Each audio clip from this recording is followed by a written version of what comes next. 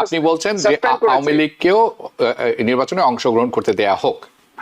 আমি বলছি যে লেট দ্য পিপল ডিসাইড। এই যে সহিংসতা অস্থিরতার মধ্যে আগামী ফেব্রুয়ারির মধ্যে একটি অবাধ সুষ্ঠু নির্বাচন আদৌ কি সম্ভব বলে আপনি মনে করেন? 14-18 ভোটগুলোতে কিন্তু আপনি দেখবেন কিন্তু ভয়ভীতি তৈরি হলে কিন্তু মানুষ ভোট দিতে যায় না। তো আমাদেরকে তো দেখাতে হবে যে গণতন্ত্র স্থিতিশীল আছে, significant number of the voter they are coming to the polling centre to vote, right? Inclusive election না হলে, পার্টিসিপেশন যদি ইনাফ না হয়, মোর দেন 50% পিপল যদি ভোট দিতে না আসে, তাহলে কিন্তু প্রশ্নবিদ্ধ একটা ইলেকশন কিন্তু বাংলাদেশকে আবার দুর্বল করতে পারে, আবার কিন্তু অন্য শক্তিগুলোকে কিন্তু রাইজ করতে পারে, ভবিষ্যতে হয়তো বিপ্লবের আবার প্রয়োজন হতে পারে আবার বাংলাদেশকে পরিশুদ্ধ করার জন্য। আমাদের কোনো সংশয় ছিল না, যত ঝামেলাই হোক না কেন নির্বাচন হবে এমন একটি ব্যাপারে আমরা মোটামুটি নিশ্চিত ছিলাম।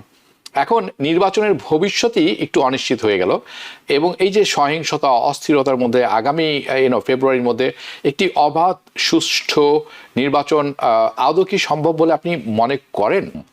অবশ্যই ইলেকশনের তো একটা সংখ্যা তৈরি হলো, আমরা এখনই কোনো কনক্লুসিভ ডিসিশনে আমরা পৌঁছাতে পারবো না, এটা একটা বড় ঘটনা। তবে এরকম ঘটনা যদি কন্টিনিউয়াসলি হতে থাকে তাহলে অবশ্যই ইলেকশনের প্রতি এটা প্রভাব পড়বে, ইলেকশন হয়তো পিছানো হলেও হতে পারে। বা এরকম ঘটনা যদি আর না ঘটে তাহলে আমি দৃঢ়ভাবে বিশ্বাস করি যে বিএনপির মতো একটি বড় দল প্রস্তুত রয়েছে। জামাতের মানে অপ্রস্তুত সে কথা জামাত বলছে না, তারাও প্রস্তুত। সুতরাং বিএনপি জামাতের মতো দলগুলো যদি প্রস্তুত থাকে তাহলে ইলেকশন সামনে হবে। তাছাড়া ডক্টর মোহাম্মদ ইউনূস তিনিও আমার কাছে মনে হন না যে তিনি দীর্ঘদিন ক্ষমতায় থাকতে চান, বরং তার যে একটা সম্মান প্রতিপত্তি বা আন্তর্জাতিকভাবে তার যে খ্যাতি উনি সেটাকে ধরে রাখতে চান। যত বেশি নির্বাচন পিছাবে তত বেশি তিনি বিতর্কিত হবেন, সেটার জায়গায় তিনি যেতে চান বলে আমার কাছে মনে হয় না। তবে আমি মনে করি ইলেকশন কিন্তু ইনক্লুসিভ ইলেকশন হলেই কিন্তু সেটা ভালো।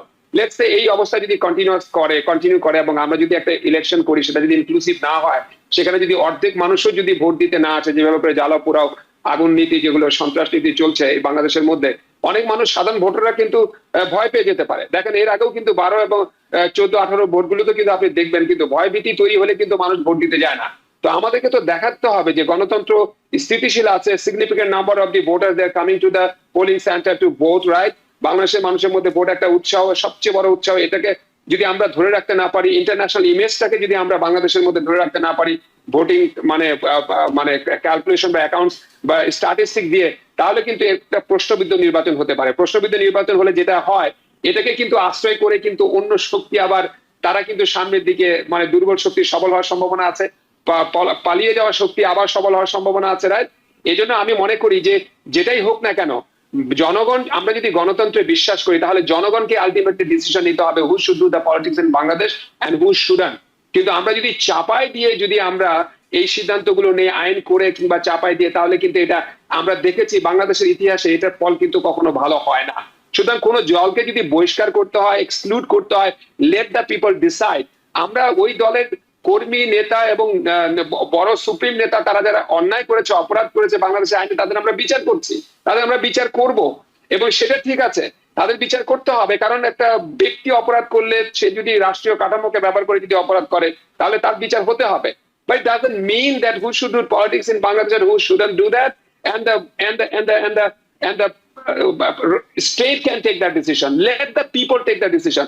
ইনক্লুসিভ ইলেকশন না হলে, পার্টিসিপেশন যদি ইনাফ না হয়, মোর দেন 50% পিপল যদি ভোট দিতে না আসে, তাহলে কিন্তু প্রশ্নবিদ্ধ একটা ইলেকশন কিন্তু বাংলাদেশকে আবার দুর্বল করতে পারে, আবার কিন্তু অন্য শক্তিগুলোকে কিন্তু রাইজ করতে পারে, ভবিষ্যতে হয়তো বিপ্লবের আবার প্রয়োজন হতে পারে আবার বাংলাদেশকে পরিশুদ্ধ করার জন্য। এই সংখ্যার জায়গাটা থেকে যায়।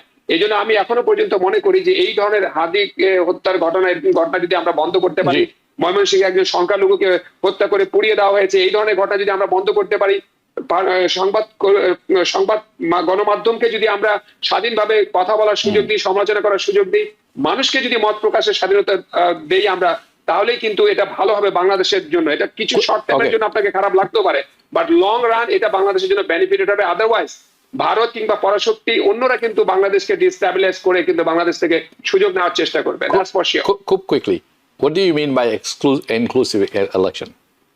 Inclusive elections mean, let's say, মানে আমরা কি আওয়ামী লীগকে বা জাতীয় পার্টিকে মানে বাংলাদেশে একটা ন্যারেটিভ আছে যে তারা ইলেকশনে পার্টিসিপেট করবে না, আসলে কি আমরা সেই জায়গাটা কি যাবো কিনা? আমরা কিন্তু তাদেরকে আইনগতভাবে সম্পূর্ণরূপে নিষিদ্ধ করি নাই, আমরা তাদেরকে পলিটিক্যাল অ্যাক্টিভিটিস নিষিদ্ধ করেছি, তাই না?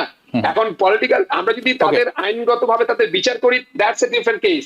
বাট আমরা তাদেরকে অর্থাৎ activities আমরা আপনি বলছেন যে suspend করেছি। আওয়ামী লীগকেও নির্বাচনে অংশগ্রহণ করতে দেয়া হোক।